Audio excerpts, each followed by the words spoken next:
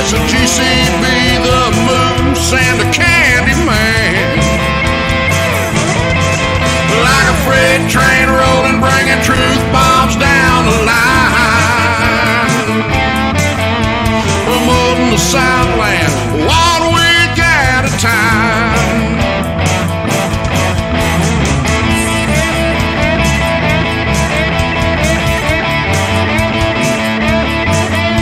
Promoting the Southland 1 week at a time.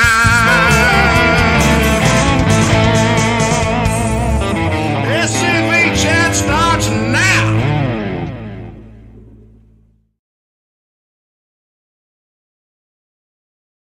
Howdy.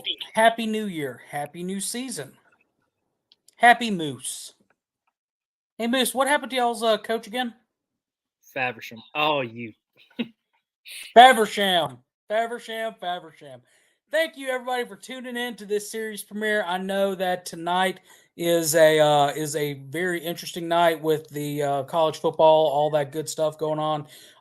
Really, two Southern teams again dominating the United States back to back. Georgia Bulldogs. Hope they do it for the SEC. But if Texas, TCU does it, they're a Southern state as well. So we produce the best athletes, the best culture, and the best food. But before we get started, the views and opinions, especially those that I just expressed, are not necessarily those of the SCV. It's GEC. It's any division, brigades, camps, or other subsidiaries, strictly those of us who are expressing them. Hey, Moose. How is everybody doing?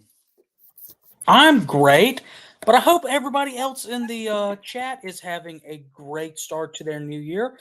And for us Mississippians that are in the chat, or those who are descended from the patriots of the Magnolia State, happy Secession Day. Yes, in 1861, Mississippi left the Union to form its own republic and joined the Confederacy.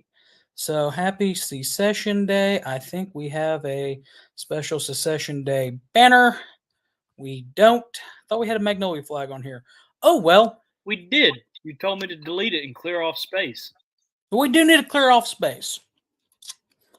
So anyway, hope everybody's having a great day. But this day also really quickly does have a more important thing or reason for me or symbol for me. It's actually my mother's birthday. So they're out doing birthday things. Me and Mom did birthday things yesterday, and now my sister and her husband, they're taking her to eat dinner, and I'm with you fine people this day. So yeah, weird weather that we're having. Yep. So, Moose, what'd you get for Christmas? I got a lot of things for the farm business. For those who don't know, I've started to not take over, but start to carry a bit more weight on the dog part of my farm's business. So I got a lot of things for that. You also got something else while you're up at headquarters too. Yes. I was surprised with a life membership. I wish there was a video of it because I'm pretty sure I stared at Jason in disbelief for about 5 minutes. Eric was also very slick with it because I had no idea. He just gives me this life membership pin. He says, "Hey, we got an extra one of these. We're about to have a new shipment. Here you go." Didn't think twice about it. I was like, "Oh, I can't have this. I'm not a life member." Eric playing along just snatches it up and walks off. And then like 5 seconds later, Jason comes by and just pulls out the certificate. It was an awesome moment. I can't thank everybody enough for giving me that moment. It was definitely my favorite Christmas gift, tied probably with my farm logo or my dog logo front license plate that I get to put on my truck. It was an awesome day. I still can't comprehend how awesome it was. And where is said certificate? It's in my house. Are you sure? Yeah, I haven't been able to buy a frame for it yet, so I have it laid out in my room. Are you sure? Yeah, I thought I saw it this morning. I kind of I've rushed been out of on the the house. I've been on the road today. Connor, I go back to my house, and you have broken into my house, and you stole I'm my not. life membership. We're gonna have a problem. I am only thing I listen. I'm just gonna say this. You had all of on our last episode, all of our chat heads ready for the gag reel. And did you have the gag reel ready? Yes. Did you play the gag reel during that episode? No, it wouldn't upload. That's StreamYard's fault. So That's a you did software not have. problem. So you did A not have it. software problem. Better be double checking on that certificate there, buddy. I'm not at my house. When you get home.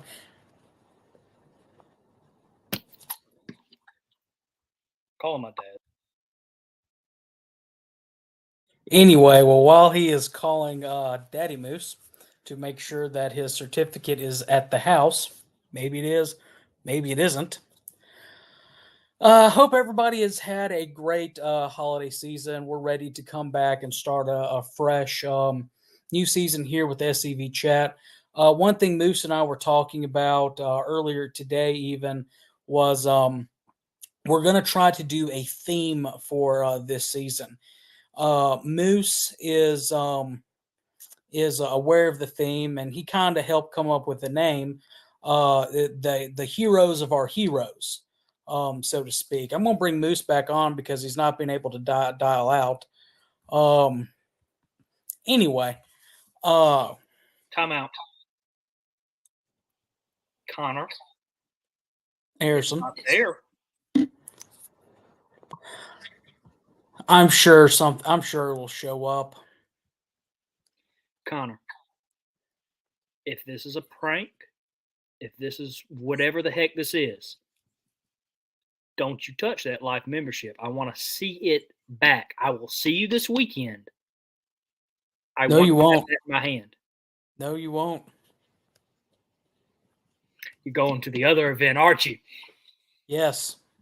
Connor, I will drive up there for that certificate. I just got that. All I know is for Christmas I got a new document shredder. Oh, you touched that certificate, I quit. I'm not joking. This isn't a joke. You won't see me on the show no more. Well, we'll leave it up to the chat heads. What about the okay? It sounds like Connor stole my life membership certificate. He's implying that anyway. I just called my father. My life membership is not at my house anymore. All I know is that a gag reel was promised and it wasn't delivered on time, and we had several upset chat heads. So we're going to let them determine the fate. No. Anyway, we'll talk more about that later on. But, Lord, this is just our first gag for this upcoming gag reel. I know we're going to be getting messages in and stuff about that.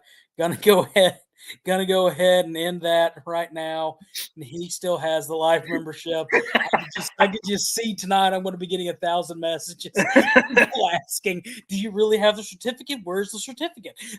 So I did get a message. How did he get in your house? Yeah. So, haha, this is gonna be, y'all are getting a premiere of the gag reel for this upcoming year right now. No, we're actually looking at a couple of great things to get for this year, including better editing software, as well as a new camera for us for some of the things that we're planning. However, back to the serious point of what we're doing for at least the first half of this season, the heroes of our heroes. If y'all paid attention back in July for the 4th of July, every year we share something that says, The South was right in 1861 because America was right in 1776, which is a sentiment that I believe that every member of the SCV and every true student of Southern history understands and agrees with. Years ago, it was about 2015. Gerald, for me to take his girl, he would have to have one at first. But I believe it was 2015, maybe it was 2014. Sometime back when past Commander in Chief Tom Strain was Lieutenant Commander in Chief Tom Strain, I was introduced to a gentleman from the great and sovereign state of Alabama by the name of Carl Jones. And we began talking about things that that were impacting the SCV and stuff with recruiting and retaining membership. And Carl said something that was very poignant that still hits with me today. The South has 400 years of history and culture that continues to develop and makes us who we are. But we focus on those 4 years of the war. We let that define us, not everything else that happened in 1860 or 1607 to today. And that's what we're trying to pull. Let me digress back to the main point. I got ahead of myself. One thing that we discussed was how can the average Southerner be proud of their Confederate ancestors if they're not even proud of being Southern? And that really stuck with me. And that's something that we've been trying to facilitate within the show is in prod of our ancestry from 1607 all the way to today. The things that make us who we are, the things that have that makes the South a great place that it is, our own unique country, people, group, things of that nature. So what we're wanting to do is dive into our Revolutionary War ancestry, the heroes of our Confederate heroes, the men from the South who helped influence the first American War for Independence. And that's what we're having with this. So what we'll be doing is on the first Monday night of every month, we will be diving into some aspect of the American Revolution leading up to July 4th, America's secession holiday, going back to what the Kennedy twins have been doing with Make Dixie Great Again for years, because secession is America's oldest tradition. That's happened. We even, if you watched our secession videos, we essentially seceded from ourselves with the Articles of Confederation and the Constitution. So we're going to be doing that. So get ready for that. This month, of course, we're starting off with John Paul Jones, the father of the United States Navy, and the Southern ties that he had. Next month, I believe we'll have Michael Hardy on. Michael, I see you in the chat. We'll get with you a little bit later about the actual date and stuff. Work just got ahead of me today. Or I'd have lined it up with you. But the Battle of Kings Mountain and the Over the Mountain Men in North Carolina. I'm trying to pull up our exact list. I got it if you want me to talk about it. You sent it to me a second ago. Mm-hmm. I'm trying to pull that up. So episode 2 would be Kings Mountain. Episode 3 is the Lees of Old Virginia, which what we'll be talking about is Robert E. Lee, of course, his father, Light Horse Harry Lee, his great uncle Richard Henry Lee, all the Lees of Virginia, as well as George Washington, and the influences and impact that the American Revolution had on Robert E. Lee's life. That'll be in March. We will still be doing some stuff in there, like our Funds with Flags episode. We'll still be doing that in March. Episode number 5, we're going to revisit a topic that we visited in the first season, which was Francis Berrien, the Swamp Fox. Talking about him, and then we'll do a movie review the next week about The Patriot, which was loosely based off of his life, and another Southerner, Daniel Morgan's Virginia Rifleman. In April, like I said, that's what we'll be doing then, as well as our other Confederate memorial stuff. On May 8th, we will be doing an in-depth look at George Washington, the sword of the American Revolution. In June, we will do Patrick Henry, the voice of the American Revolution. And leading up to the 4th of July in June, we will do Thomas Jefferson, the pen of the American Revolution.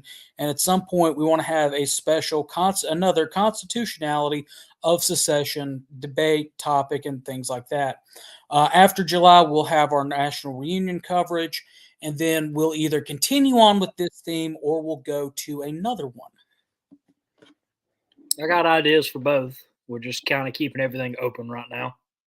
Right, but we really want to instill in that, especially with, if while we're not a partisan organization, if you've been watching the news at all, everything that's happened with the American government and seeing what's happening, the ideals and the principles that our republic was founded upon in back in the 1700s. Those ideals of the republic that our ancestors, our Confederate ancestors, fought for, which were the same ideals that their ancestors fought for, are still under attack today. And it's time for the South to wake up and realize that we are the last bastion of defense for those republic ideas. And it's up to us to do something again. And that's also going back with the Dixie Rising, and how we reclaim the narrative and reclaim our Southland. So, yeah. I know we missed a lot of comments because I was staring over at a copy of a print of a sailing ship that I have in my Conroe is not on a couch. Thank you very much, Moose. I am on a very overstuffed recliner that has a nice Tennessee throw blanket on the back of it. It's very nice. Looks comfortable. Go Big Orange. So yeah. Anyway, before we get really kicked in, just for those that we haven't said hey to, was Charles LeRae, my cousin Charles. We actually share a Revolutionary War ancestor. Ironically, talking about that, see him in the chat. Dr. Mitchum, good evening to you. Jerry Dupree from my camp, good evening. Wes, Tom, Paul, I was so happy to see that Miss Linda drove home from church yesterday. That's great that she's doing better. We're continuing to pray for her and her speedy recovery. Look forward to see her soon. Herb Turner from Missouri, glad to see you. Matt Singleton, love you, buddy. Scrolling through, David Pope, hope everything's good in East Tennessee. Donald Gaines from my camp, Commander-in-Chief Jason Boshears. Sean McFall from one of our spinoffs. The Look Around South Florida, continuing to go down, just going through really quickly. Michael C. Hardy also restarted their new season, which is on Tuesdays, 7 o'clock Confederate Standard Time, if I'm not mistaken. Good. All right, so we're going to talk about. There's my Lieutenant Commander Stan Rhoda. Stan, God love him, went to the icy north during the coldest time of the year. Hope that he had a fun trip up there, visiting his family above the line. Stan, were you near Saskatoon by chance? He was really up there. Reason why I'm asking is we haven't heard from the son of Harold Philpott in a while.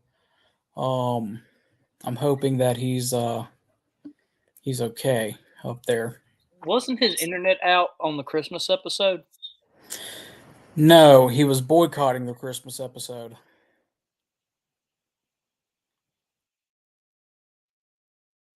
I'll ask when we get off air.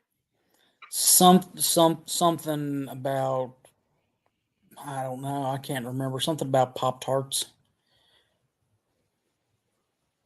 It's because we didn't call it a Pop-Tart break one episode. I think that was it. But anyway, so getting on to tonight's topic. Talking about a man who of course, just like every other hero of the American Revolution, for some reason, or even the colonial era of the United States of America. If you look at colonial history, everything is seated in the North. And that goes back from the Yankees stealing our history, collectively, our collective national history, to bolster their superiority, and continue subjugation of the South. But they continue to do that over and over again. And case in point, Thanksgiving. Now, while we Southerners know, and we have talked about on this show in the past, that the first Thanksgiving was actually in Virginia, 2 years before Plymouth colony was even founded. They steal all of our national, or they try to, that founding period history. But it was not just New England and the upper colonies. The southern colonies played a huge portion as well. One person that has been kind of stolen, or at least his southern connections have been downplayed, was John Paul Jones. John Paul Jones, really, when you look at him, he exemplifies the things that made Southern culture what it was. John Paul Jones being of Scottish descent, which, as we've discussed on here, the Scotch-Irish, influence on the South and settlement in the South, things like that. So really quickly, just to run through a quick biography, which is going to be most of this episode. John Paul Jones was born on July 6, 1747 in Scotland, as we mentioned. Originally, he was named John Paul. John Paul was born to his father, John Paul Sr., and his mother. His parents were married in 1733. And I will not try to pronounce the area where he was born. Anyway, John Paul Sr. was a gardener on an estate, and the family was rather large, from what I can understand in my research of them. But they, wanted to get, and of course, back in that era, if you wanted to get a job working up in a different field from what you're born in, you were into an apprenticeship. One thing that we have to remember is that in the Royal Navy, that if, let's say, Daddy Moose wanted to get Moose into the Royal Navy, if he wanted him to be in that officer class of the Royal Navy, he would have to buy him a commission as a midshipman. And with that bought commission, he would learn how to navigate using the sun and the stars, how to command a section of guns, navigation, sailing, tactics, all that good stuff. Again, had to purchase the commission. Well, John Paul's family was not a wealthy, well-to-do family that could purchase him a commission. So instead, John Paul, at the age of 13, was apprenticed to a ship's captain for I believe it was 7 years. Yep. And while doing that, he sailed. He was accepted and was put on a ship. And they first sailed out of Whitehaven in northern English county of Cumberland on the ship Friendship.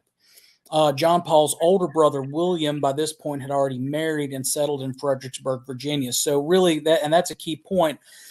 John Paul's brother, William, was a tailor, and like I said, settled in Williamsburg. And that's where John Paul really gets connected. His first connection is to the South, not Williamsburg, Fredericksburg, excuse me.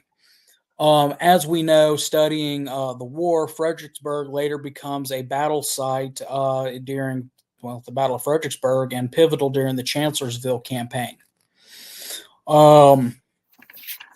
Continuing on with what we found, often the destinations for John Paul's ships was the Virginia colony. Originally, John Paul was a part of the transatlantic slave trade, the ship that he was on.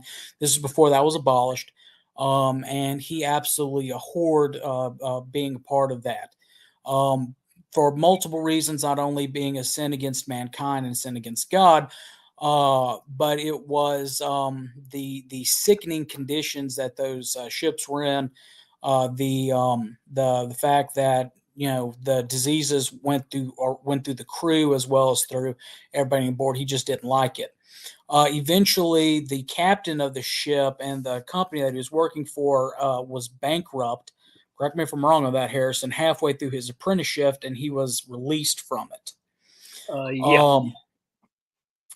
So when he was released from it, he went back to England or Great Britain and began finding work. Eventually, he is promoted to being an officer on the King George as a third mate, the two friends as a first mate, and eventually left off of that ship.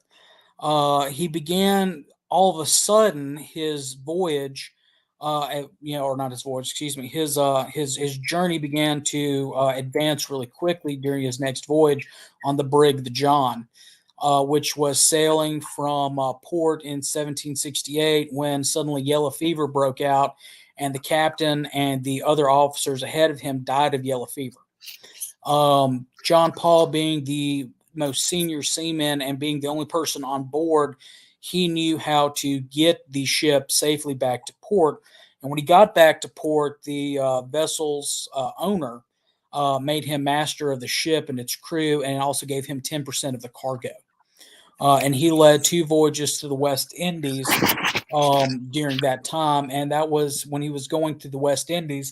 He was part of the triangular trade route. So if you remember in your history classes, they would load the ship down with English goods, sail to the West Indies, sell those goods off, buy sugar, rum, and molasses, and then go up to Virginia, sell those, and come back with tobacco and timber for other goods that the new iron ore, pig iron, stuff like that, and then taking it back to England to sell at a higher price. So they would go and do that over and over and over again. However, during one of these voyages, John Paul had a little bit of a crisis with his crew. There was a mutineer that was under his command. Guy was trying to start stuff. He wanted to be paid his wages early and go into town when they made it to port and drink. Well, John Paul quickly squashed those ideas by having the man flogged. Again, this was during that was a common practice at sea. The American Navy did it all the way up to at least the 1830s. The British Navy did it longer. Heck, the British Army did it all the way up into the Zulu Wars. But that's how they would discipline somebody. They would flog him in front of the entire crew, and the crew would see that, hey, this is what can happen to me, and it would restore order. The guy gets flogged, and he was the son of a noble or well-to-do gentleman. Very well-known gentleman. Very powerful gentleman. Yeah, and he did not appreciate that. That his son was disciplined in that way, and said that it was unnecessarily cruel. Those claims were initially dismissed, but the sailor died a few weeks later, and John Paul was eventually arrested for the supposed involvement in that man's death, and he was imprisoned. But after sailors on the ship said no, the guy was and a very rudimental autopsy was performed, saw that the scars from the flogging had healed, that he was in good spirits before his death, that the flogging had nothing to do with it.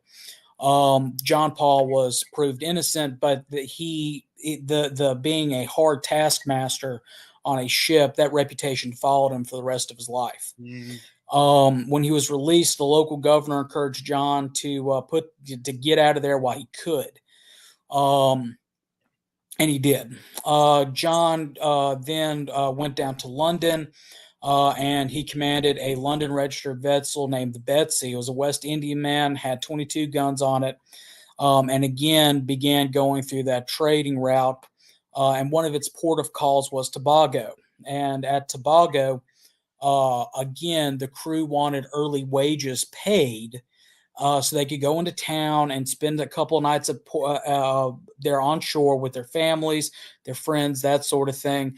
John's idea was, we're one leg through our journey. yeah, I could go ahead and pay them, but then I'm going to have less money. The ship will have less money to then buy goods and then flip them and continue to make more and more profits. The guys could not see through that. John could, though. Excuse me. However, one of the ringleaders, demanded it and was going to shore. John, who was a rather small man in stature. I think we need to go ahead and cover that. In fact, he was about 5'5". Yeah, 5'4", 5'5", I think. Yeah, and Thomas Jefferson also referred to him as Little Jones, and we'll get to how he got that nickname in a second. Anyway, John is backed into a corner, backed into his cabin by this guy who's larger than him.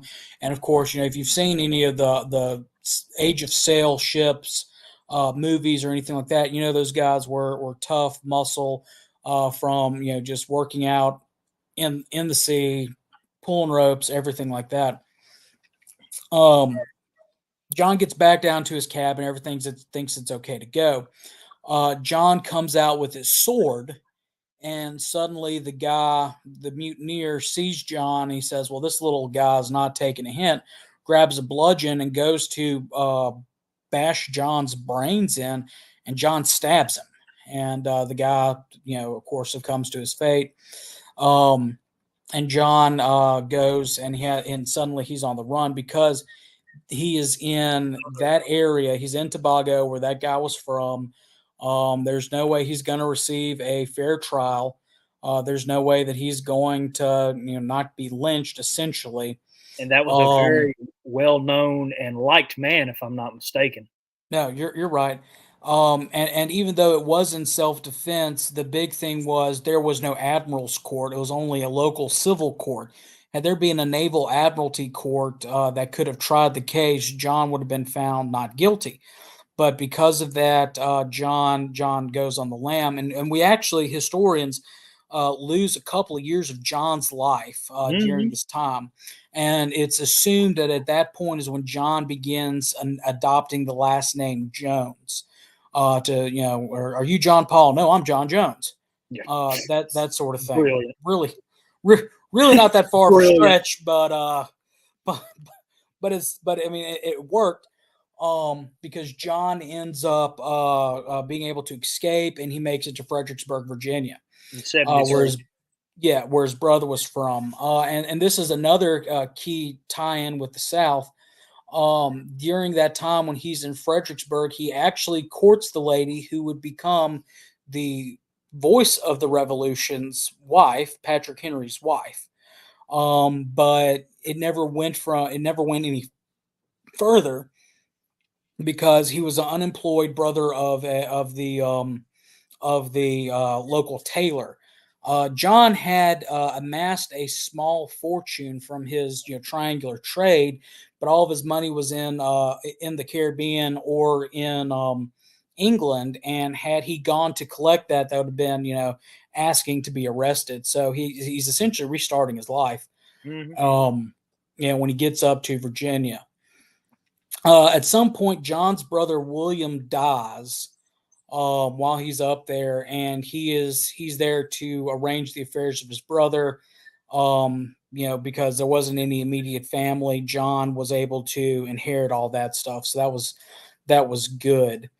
And we get to roughly 1770. Well, actually, let me backtrack a second. At some point, John does make it to Philadelphia, Pennsylvania, because in 1774 he was elected to the American Philosophical Society. Also, at some point in his earlier life, John Paul, when he was in Scotland, joined the Masonic Lodge, and that comes into play in the next little bit.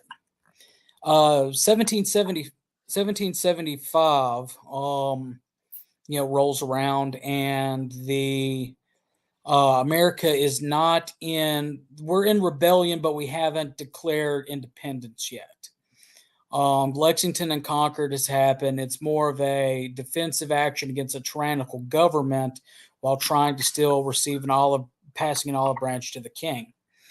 And the United States is trying to birth a Navy and Marine Corps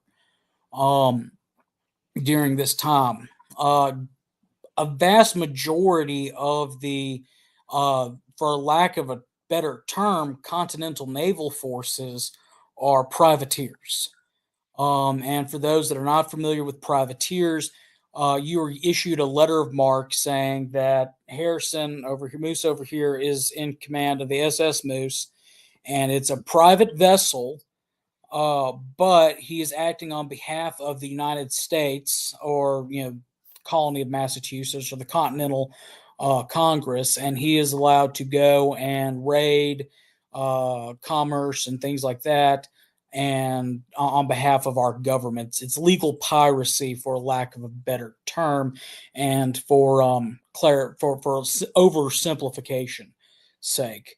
Well, John Paul does not want to do that. Now, John Paul Jones, rather, he does not want to do that.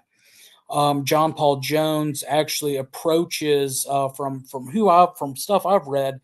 It's Richard Henry Lee of Virginia. And there's some debate on that. But Richard Henry Lee, of course, he's the man who gave us the Virginia Resolution that later became the Declaration of Independence. Be it resolved that these colonies have no allegiance to Great Britain and are and henceforth and shall forever be free and independent states. Anyway, various sources say it was Richard Henry Lee. Other would say that it was a gentleman from North Carolina. Anyway, between Richard Henry Lee and the Masonic connections that John Paul Jones made through a business partner's brother, who is a congressman from North Carolina, John Paul Jones is commissioned as a first lieutenant by the Continental Congress, and put in charge of a newly converted 24-gun frigate called the USS Alfred. And that happened on December 7th of 1775. So here we are. John's in the Continental Navy. Again, he's lived in the South. And the reason why he ended up getting the commission was because the other Continental officers came from New England and those upper states. They needed a Southern officer to try to continue to keep the South in with. This is before independence, guys. Remember, this is 1775. This is when we're trying to knit together a nation out of 13 unruly colonies that, North Carolina and South Carolina may not agree on anything on the Continental Congress floor. But when you throw Massachusetts and those hotheads in there, God help us. So he was given his commission to bring them in. Jones sailed from the Delaware River in February of 1776 aboard the Alfred on its first cruise. And John was given the honor of raising the first U.S. ensign over the vessel. He was part of a fleet that was expected to cruise along the coast, but instead he was ordered to sail from the Bahamas. While they were sailing down in the Bahamas, Nassau was raided for military supplies. They had a small encounter with a British packet ship on their return voyage. It wasn't successful.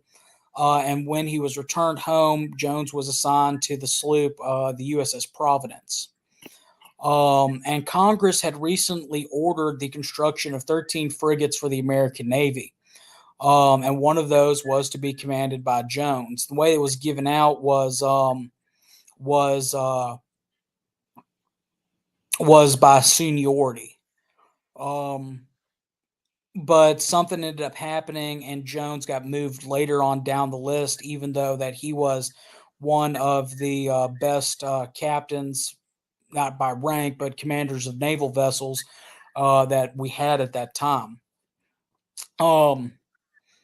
Anyway, he ends up trading that out for command of the Providence. And Jones performs various services for the Continental Navy and Congress, including transporting troops, moving supplies, escorting convoys.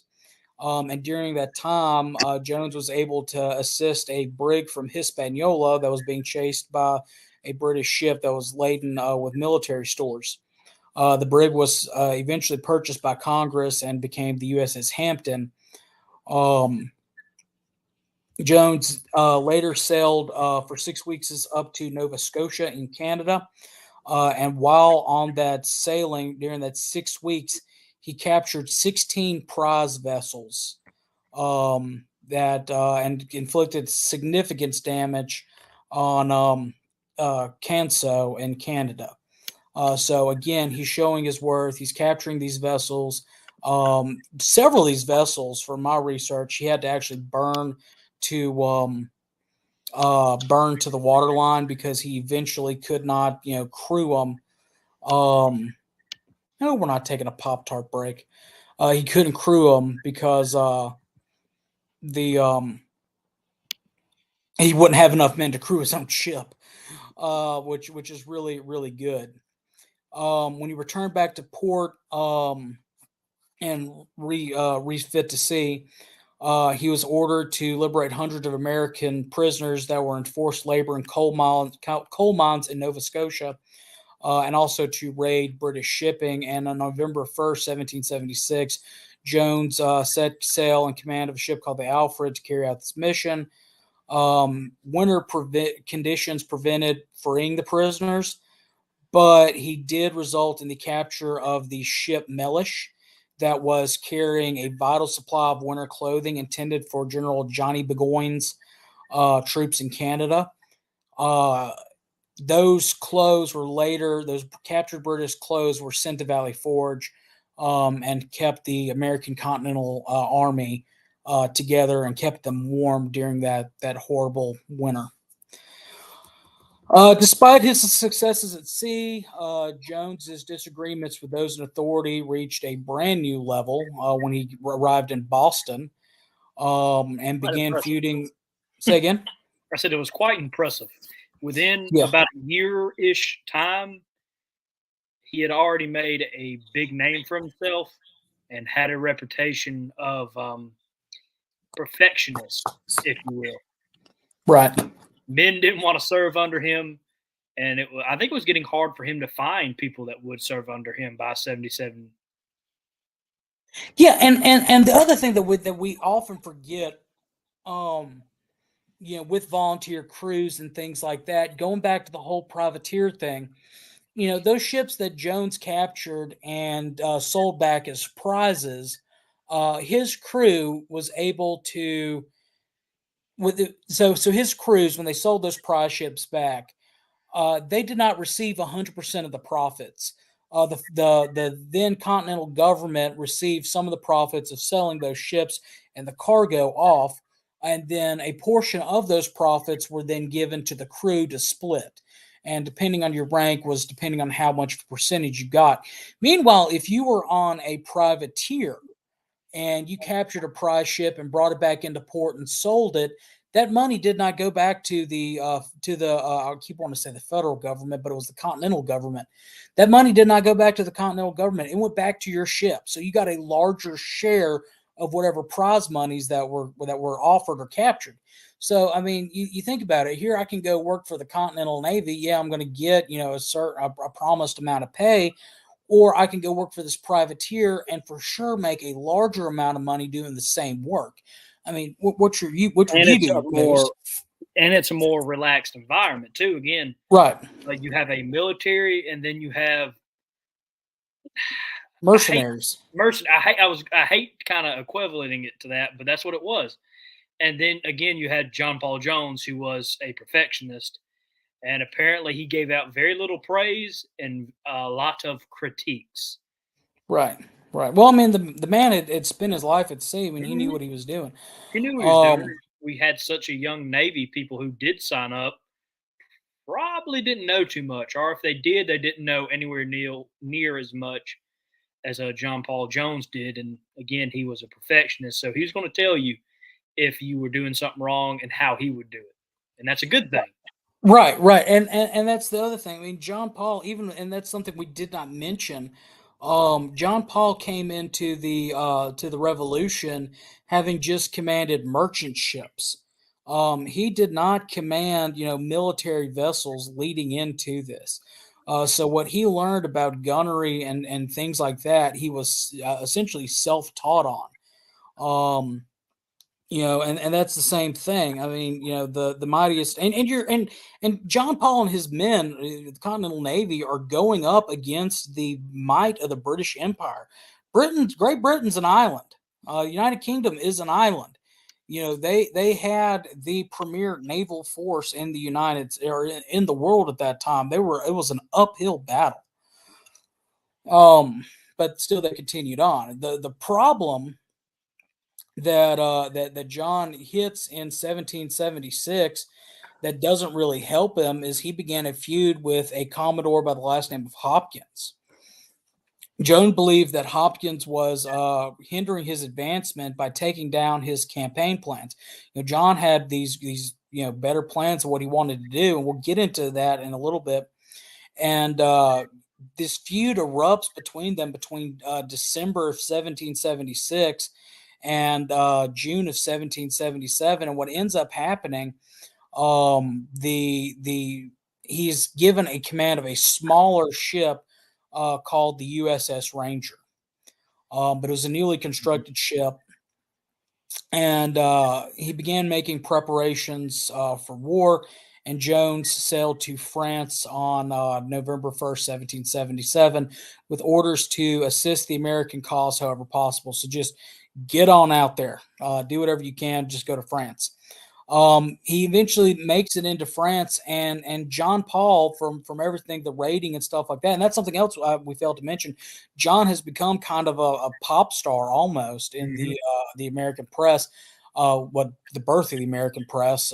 In the British press, he's considered as a pirate, but France, whose ancient enemy is England or Great Britain, is absolutely loving him because you got this little guy, or I say little guy, but you got this old guy over there named Ben Franklin who's trying to. I'm sorry for moving the camera around, guys. I've got a laptop I'm working off of. I'm trying to stay somewhat comfortable. But anyway, he eventually makes it over to France and begins partying with Ben Franklin a little bit. And while he's over there, he begins bending Ben Franklin's ear about giving him some ideas. This is what I want to do, and we'll get into his ideas in a second.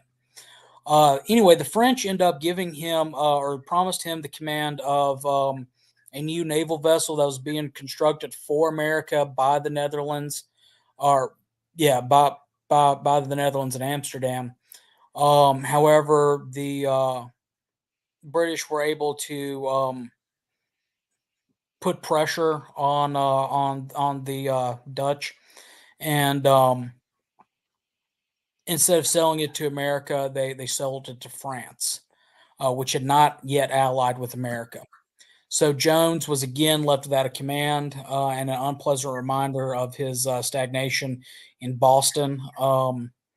And he just wasn't really happy. But again, during that time, he developed that friendship with Franklin. On February 6th of 1778, France signed the Treaty of Alliance with America, formally recognizing the independence of the United States, or the American Republic. Again, that came from the Battle of Saratoga. And Captain Jones's Ranger became the first American naval vessel to be formally saluted by the French with a 9-gun salute fired from a Captain Lamont Packett's flagship. Jones wrote of the event that I accepted his offer all the more after all it was a recognition of our independence and in the nation. So on April 10th, Jones set sail from Brest, France, for the western coast of Great Britain. So we talked about a second ago, Jones had this weird idea of what to do. What he wanted to do was, the American ports were being blockaded. Sound familiar? Happened to us. But the American ports were being blockaded by the British.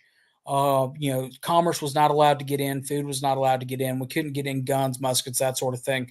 In fact, some of the new ships that America was building, as soon as they set sail, the British would sink them. It was hard to get in and out of those ports. But Jones thought, okay, well, if we begin putting pressure on the British home front, if we begin raiding towns and ports and stuff in England, they're going to have to pull some of their blockading squadron to come and chase us off, or at least defend home, because the last thing that Parliament wants is a bunch of civilians screaming, oh, ugh. And Wes, you are right that Admiral Sims did point out the hypocrisy of the Yankees by calling Sims a pirate when he was doing the exact same thing, who they considered a hero. Again, stealing our hero. Yeah. Oh, Susie said hey. Hey, Susie. Anyway, so Jones and the Ranger, they begin to head out, and they begin raiding merchant shipping in the Irish Sea. And he persuaded his crew in April of 1778 to participate in an assault on Whitehaven. Now, if you remember, when he left for his apprenticeship, that's the same port that he sailed out of at first. So, in a sense, John Paul Jones is coming home. Jones later wrote about the poor command qualities of his senior officers, having tactically avoided such matters, in a report saying that their object was gain, not honor. They were poor. Instead of encouraging the morale of the crew, they excited them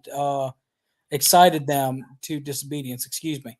They persuaded them that they had the right to judge whether a measure that was proposed was good or bad. Again, democracy, instead of it being an actual command, just leaving it up to the crew. John didn't pull that. Anyway, John and them begin on April 20th. Jones learned that after capturing some British sailors, or Royal sailors, that the HMS Drake was anchored off of somewhere in Ireland that I'm not going to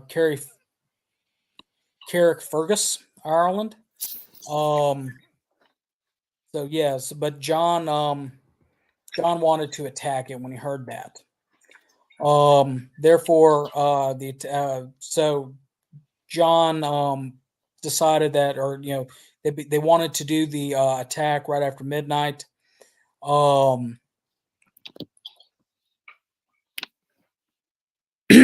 Excuse me, sorry. You all right? Yeah, I got a little snuff in my throat. Mm. It ended up failing. The attack against the Drake did. They tried to drop the anchor, but the timing was wrong. They would have been because they were just trying to drop the anchor right beside the ship and blasted smithereens. Time was wrong, so instead of laying his own anchor, he had to cut the anchor cable and run. And the winds had shifted, so he recrossed the Irish Sea, and he attempted to make another attempt at raiding Whitehaven. And they did. Jones led an assault with 2 boats of 15 men just after midnight on April 23rd, hoping to set fire and to sink all the ships anchored in Whitehaven's harbor, which numbered between 200 and 400 wooden vessels and consisted of a full merchant fleet and many coal transporters. They hoped to terrorize the town people by lighting further fires, but as it happened, the journey to shore was slowed by the shifting wind as well as a strong ebbing tide. They were able to successfully spike the town's big defensive guns to prevent them from being fired, but lighting fires proved to be a little bit more difficult as the lanterns in both boats had ran out of fuel. So some of the party were sent to raid a public house or a bar on the seaside, but the temptation to stop for a quick drink led to further delay. As dawn was breaking, by the time they returned, they began the arson attacks. So efforts to concentrate on the coal ship Thompson and the hope that the flames would spread to adjacent vessels. They were all grounded by the low tide. However, one of the crew slipped away and alerted the residents on a harborside street. A fire alert was sounded, and a large number of people came running, forcing the Americans to retreat and extinguish the flames with the town's 2 fire engines. The townspeople's hopes of sinking John Paul Jones's boat with cannon fire were dashed because he had spiked the guns. the fact that he was able to do this really messed with the British morale. Yeah. And it wasn't until, I think 1999 or something like that, he was formally pardoned by, or maybe it was 2005, that he was formally pardoned from attacking the town. Anyway, Jones and the Ranger eventually went back to the Irish Sea, trying to make another attempt at the Drake that was anchored. Late in the afternoon of the 24th, the ships, roughly equally in firepower, engaged in combat. Earlier in the day, the Americans had captured the crew of a reconnaissance boat and learned that the Drake had taken on dozens of soldiers with the intent of grappling and boarding the Ranger. So Jones made sure that it didn't happen, and he captured the Drake after an hour-long gun battle in which the British captain was killed. Lieutenant Simpson was given command of the Drake for the return journey to Brest. The ship separated during the return journey as the Ranger chased another prize, leading to a conflict between Simpson and Jones. But both ships were able to arrive at port safely, but Jones filed for a court-martial of Simpson and kept him detained on the ship. Partially through the influence of John Adams, who was still serving as a commissioner in France, Simpson was released from Jones's accusation. Adams implies in his memoirs that the overwhelming majority of the evidence supported Simpson's claims. Adams seemed to believe that Jones was hoping to monopolize on the mission's glory, especially by containing Simpson on board while he celebrated the capture with the English dignitaries. So in 1779, we're getting close to the end of the war. John Paul Jones took command of a 42-gun ship. Y'all excuse me for one moment. While the command of the ship, the most popular, Franklin was a popular diplomat over in France. And his book, Poor Richard's Almanac, was a very popular book because of Franklin over there. And Jones ended up naming his new ship after the French title, and the translation is Poor Richard, but it's the Baham Richard, which was a merchant ship that was rebuilt by the Americans. And that's the ship where John gets his most famous battle. Mm-hmm. It's where he fights the Serapis as well as the Alliance. The Battle of Flamborough Head, and it's at this battle where where his famous quote, "I've not yet begun to fight," is uttered. Has to be one of the best comebacks in American history and just history in general. I'm sure you know this. I hope you don't mind me just randomly interrupting you for it. No, please do. But the reason that was uttered was because in the middle of the fighting, the British commander thought that John Paul Jones was putting his colors up, which was a sign of surrender. And pulling them down. Pulling them down. That's actually later in the battle, Harrison. When he says, "I've not yet begun to fight," was the winds had shifted. At that particular portion, and in the age of sail before the age of steam, if you don't have the wind power, you're pretty much screwed. Yeah. And the Poor Richard was actually outgunned by the bigger ships, or by the British ships, and that's when somebody said, we need to strike our colors from another ship, and that's when he said, "I have not yet begun to fight," because they demanded him surrendering in that phase of the battle. But the battle went on for an hour, and he began clearing the decks with his deck guns as well as Marine marksmen in the riggings. But what you're talking about happens a little bit later. after just being pounded left and right and changing blows with the British, his ensign is shot down. And that's when one of the British officers, believing that they struck their colors, Jones said, it's a little depending on Jones said, he said, I'm determined to make you strike, back to him, because you're right across. I mean, they're close enough to where they can yell at each other. But some of the sailors under Jones said that he said, I may sink, but I'll be damned if I strike. Still pretty good comeback. Great comeback. It's great, and it shows the tenacity that this fighting Southern Scotsman has. One of the ships that's allied with him the entire time is sailing around and blasting broadsides into this larger British ship, but it's doing just as much damage to the poor Richard as much as it is to the other ship. So it's going on left and right. Eventually, Jones's crew sinks the British ship, but he also loses the poor Richard. But they do capture a British ship and take it into Holland. And Holland, he did not have his ensign. Ended up being lost.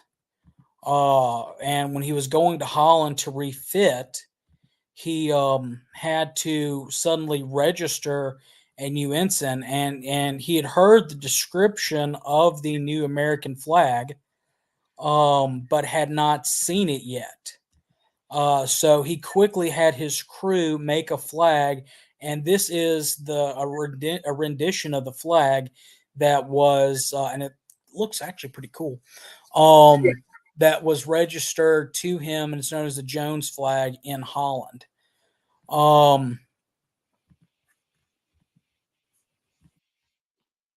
So yeah, Moose, fill in for me for a second. I'm lost my notes page. Okay. And so it was around this time that, depending on which documentary you watched, mine told me that the one I watched in preparation for this, that after this was the height of his career. He continued to terrorize Great Britain, and his name became a staple of fear among them and praise in Paris and in America. But how much longer do you want to spend on this timeline of the war? I mean, I think at this point we can safely say that with everything that he did, we can skip to the point where he's knighted by King Louis the 16th of France. Okay. Just because of how much hatred the French had for the British. And he accepted the honor, and whenever he went around, he was titled as Chevalier or Knight. And in fact, when Congress resolved in 1787 to give him a commemorative medal for his valor and brilliant services, he had it presented to Chevalier John Paul Jones, which is kind of cool. Jones was also an original member of the Society of Cincinnati, which was a fraternal organization to commemorate the American Revolution. And he was a original member from there. What's really cool, you would think that his story ends there, but it doesn't. John eventually, he wants to keep his American citizenship, but the Continental Navy is disbanded. The United States doesn't create a Navy. So he's suddenly a man without a job now, and he gets a letter from Empress Catherine II of Russia offering him a job, pretty much being an admiral. Was an admiral or rear admiral? Well, it's the same thing. It's like a lieutenant general or a general, but he's still an admiral in the Russian Navy, and he takes the war to the Turks. The Ottoman Empire during one of the wars between one of the Russo-Turkish wars, and did a little bit of that, and he fought over there. He eventually had to leave Russia and was exiled because the Russian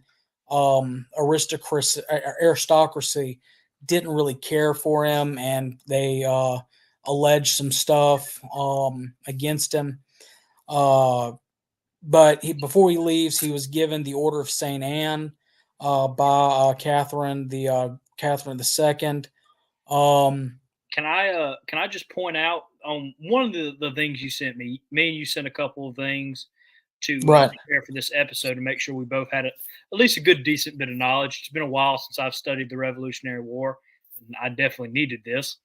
There is some evidence that good old John Paul Jones's personality.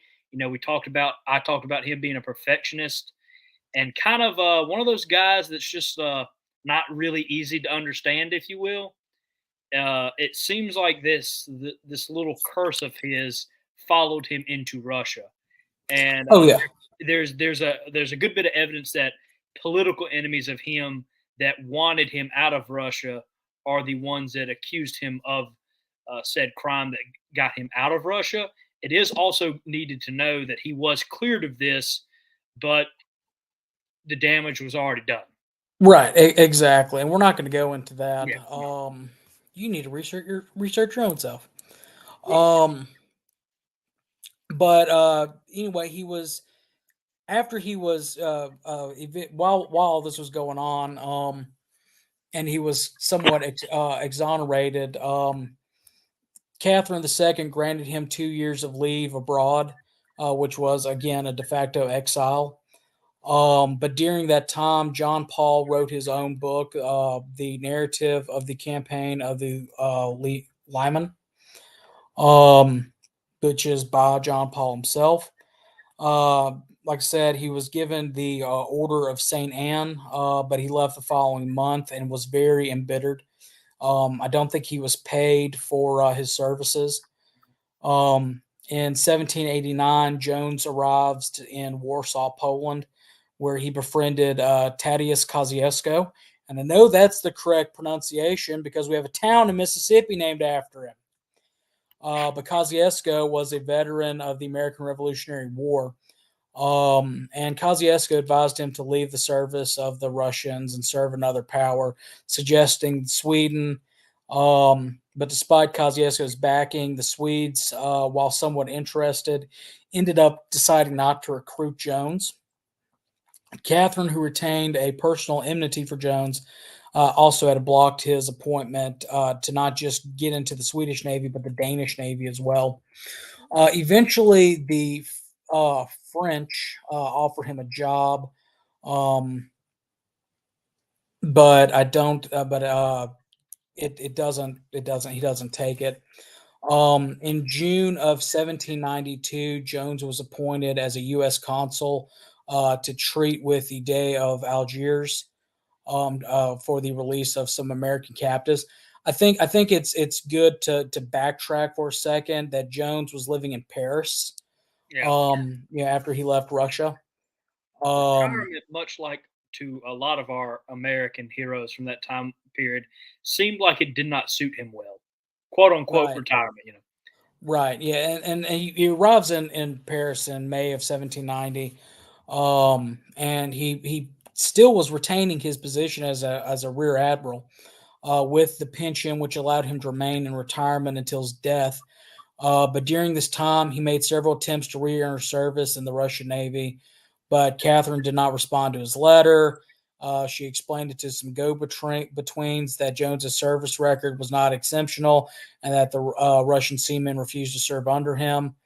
Again, That famous perfectionist right, reputation has followed him throughout his whole career. right. He had published his memoirs in Edinburgh and inspired James Fenimore Cooper, Alexander Dumas. They eventually wrote books based on his fictionalized or some fictionalized accounts of Jones's maritime activities, including The Pilot and Dumas' Capital Paul, which is a follow-up novel to The Pilot. This was well after his death.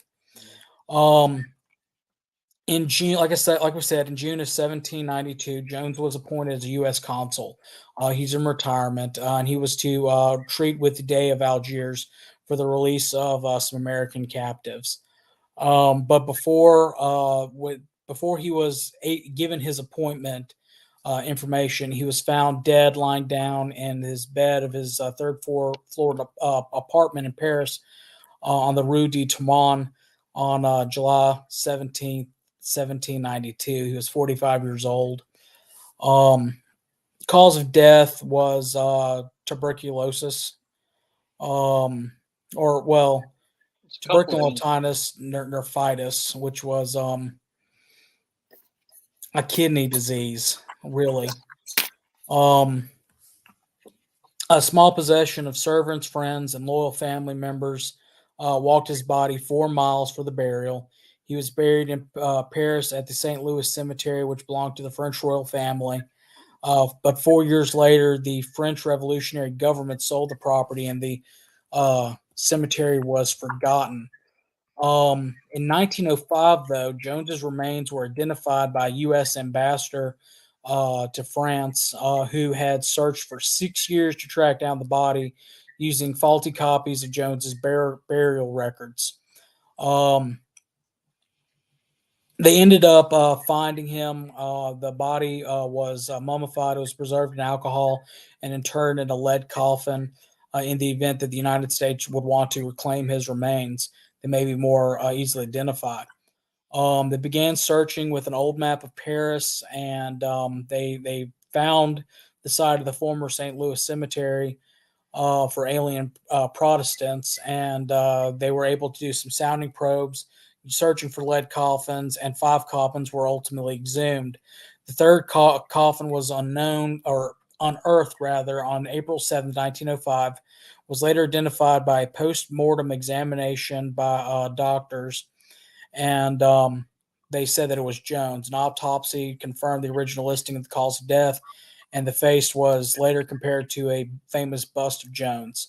His body was brought back to the United States aboard the USS Brooklyn, escorted by 3 other cruisers. And approaching the American coastline, 7 U.S. naval battleships joined the procession, escorting Jones's body back to America.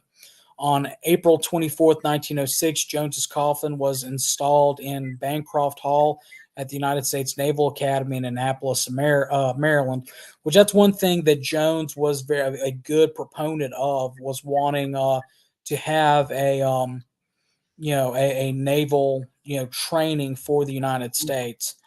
Following a ceremony in Dahlgren Hall presided by President Theodore Roosevelt, who gave a speech paying tribute to Jones and holding up as an example for the officers of the Navy, on January 26, 1913, the captain's remains were finally reinterred in a bronze and marble sarcophagus in the Naval Academy Chapel, where it still is today.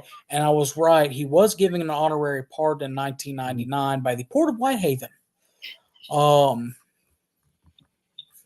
Something I want to point out before we kind of start getting ready to sign off is there is an engraving. I can't remember if it's on the casket or in the floor or around the floor of the casket, but it says he gave our Navy its earliest traditions, heroism, and victory. It must be on his casket, because I'm trying to or on his I'm trying to pull up a picture of his grave site right now, and add that onto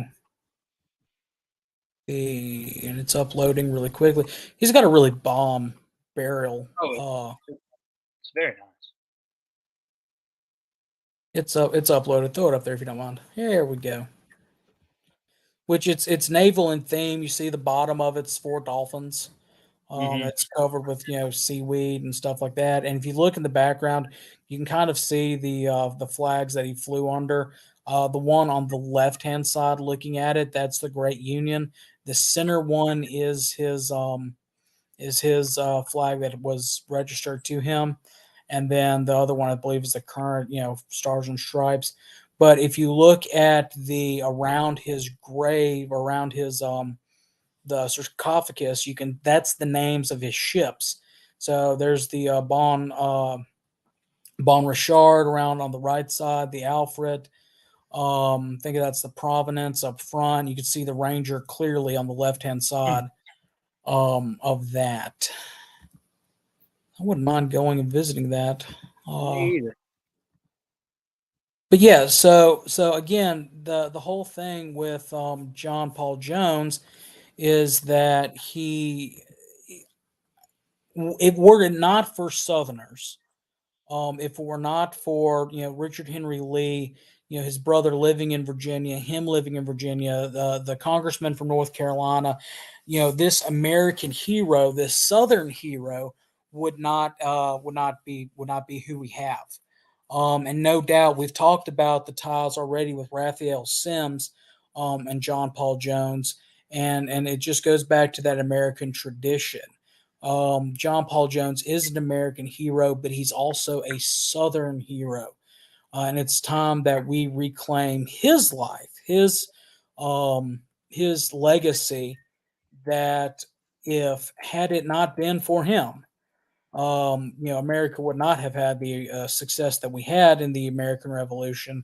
With no American Revolution, no Second Revolution of 1861.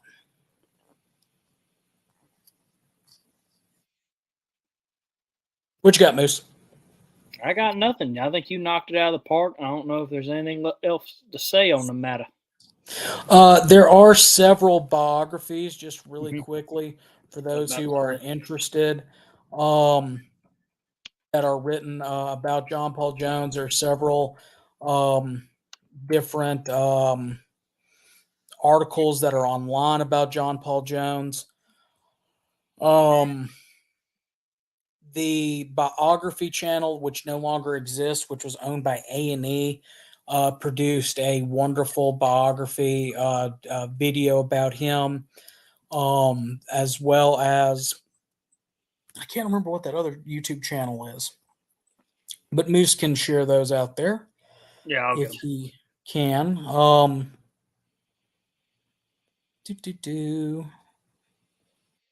What's an ex-mafia? Biographics. I should have known that because I'm subscribed to that channel. But the Biographics channel has another great one. The one that A&E did is about.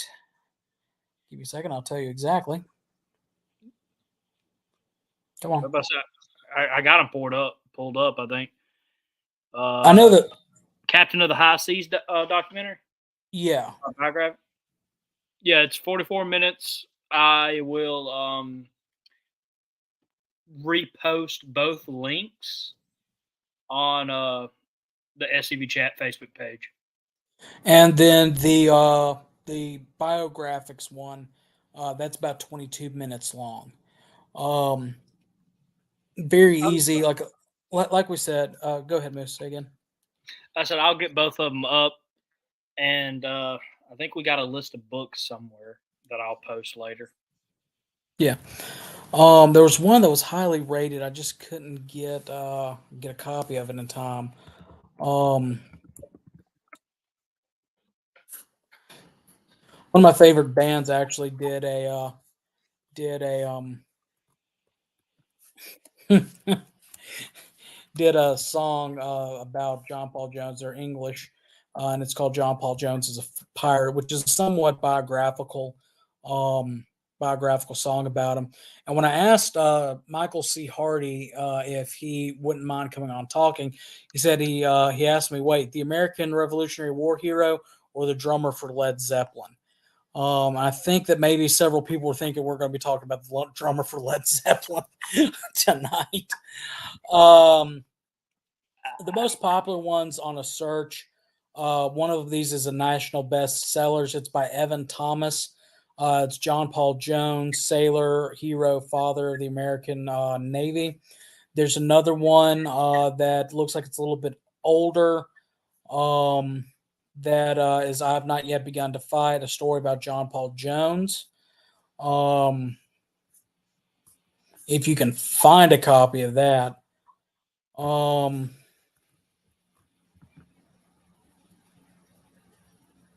Elliot Morrison's John Paul Jones, Easton Press, John Paul Jones, a sailor's biography.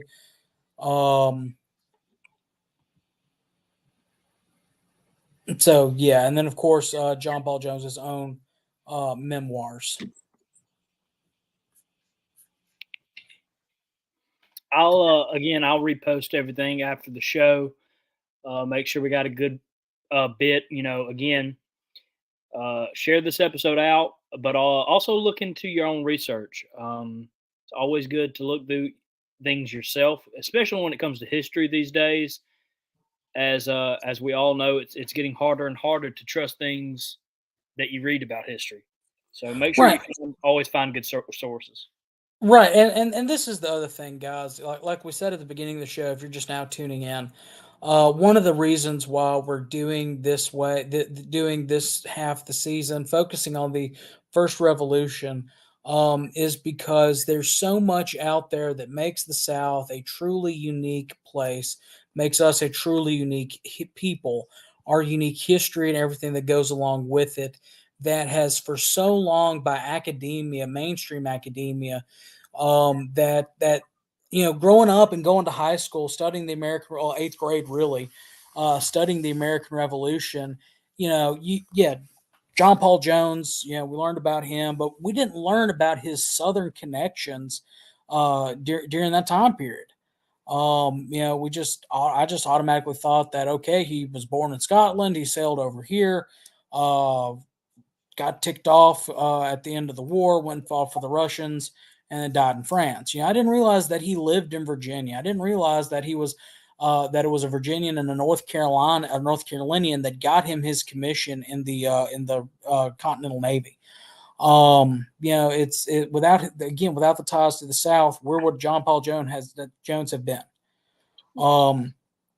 In fact, up until I don't know when if the house is still there, but there up until the time photography was around, the John Paul Jones house was still in Fredericksburg.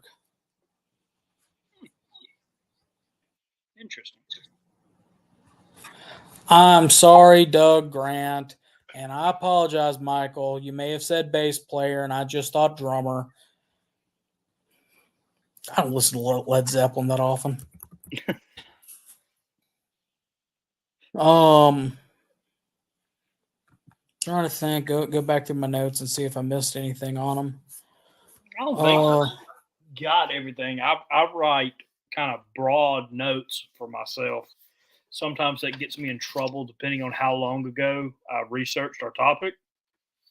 I'm not seeing anything else that we might have missed. I ain't seeing. I said that Thomas Jefferson called him Little Jones. Yeah, I don't think you ever talked about that story. That's something I didn't read about. Oh yeah, he was called Little Jones. Speaking of his house, got the picture of the house that he inherited from his brother, who was the tailor, in Fredericksburg. It's a very nice house. Well, I mean, if anybody in the Virginia area can find out where that house was, Please. yeah, and if it's still standing, would love to go visit that. Mm-hmm.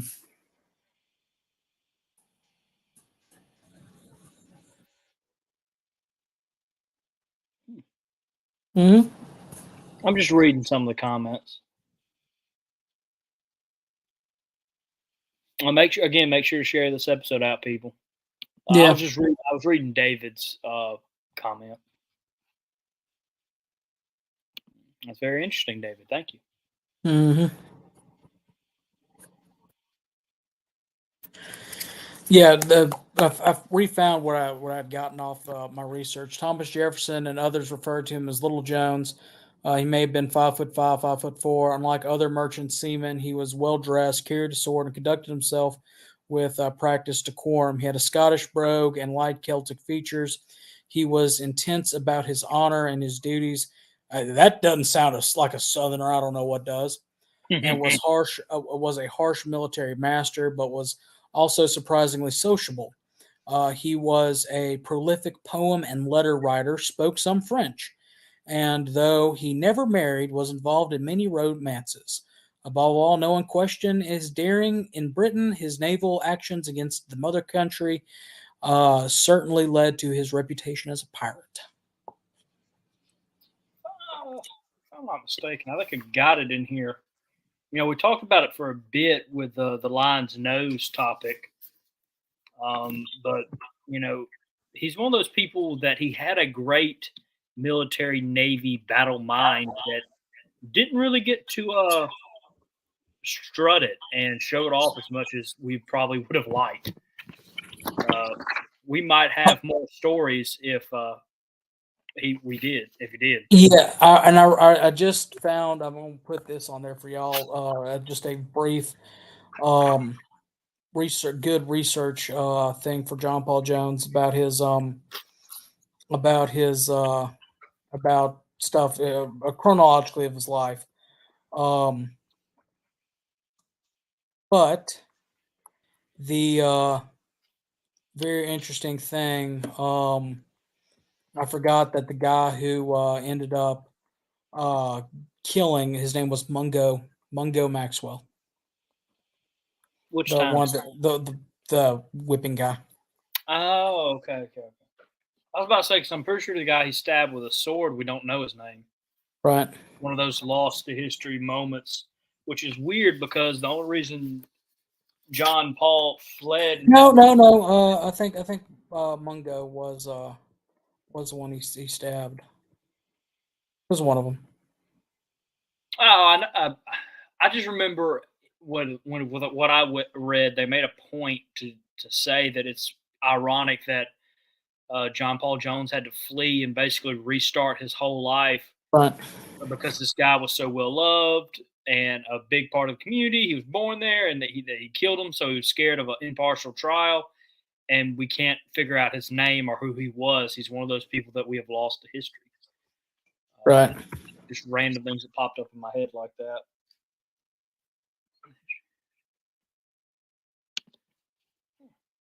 But we got a couple links. We got Commander-in-Chief Bashir's put out the John Paul Jones Museum. We got the link from Conroe. And David Pope with the History and Heritage Command is very good at what they do. Good night, Miss Linda. Thank you for tuning in. We're about to sign off probably in a minute. Again, please share and make sure to tune in to our next episode. Next week, what are we talking about, Harrison? Do we write down next week, or is it one of those that we kind of just said we'd figure out? Nope, we don't have next week planned. Actually, if we want to get technical, that's on Carl. That's on Carl. Yeah, because we took off for New Year's Eve. Mm-hmm. That is technically no. We have 5 Mondays in January. Well, we could do what I did last year. Last year, I had a Robert E. Lee week with starting at Monday on Robert E. Lee Day and ending it on Robert E. Lee's birthday. We could do that. Both Monday and Thursday next week. We could do that. I think the Kennedy are giving a Confederate Legion update on Robert E. Lee's birthday. So we might do, again, what I did last year and have a Monday, a Wednesday special, and then a Confederate Legion update on Thursday. If I could find my books, what we could do is we could do that next week. And then the 23rd would be Carl, and then Monday, Hearth and Home on the 30th. Darn it. What? I was going to say trivia contest. We could do that at some point. Let's do the Robert E. Lee. Okay. We'll come up for a more defined thing. The Thursday show for this week is up in the air. I have my camp meeting this Thursday, so I'm not going to be able to host it. I'm going to see if I can find a replacement. If not, I have a very special guest that I will reschedule, and me and him will come up with a new date. But yeah, no, 16th we'll definitely do something Robert E. Lee themed. Maybe even Wednesday, depending on what all we got. And then Thursday we will have a Confederate Legion update. Okay, well, sounds fun. Guys, we've been at it for an hour and a half. It's time to sign off here. That's a good start to this first season. Remember to tune in Thursday for a look around the Confederation, possibly. and our other spinoffs, Alamo City Guards with Christian Lee, Look Around Southwest Florida. Guys, look forward to a great season. Remember, get out there, reclaim that narrative 1 week at a time. The words of the late and great Harold Philpott, no Fumar in the elevator, No and Fumar. never for up.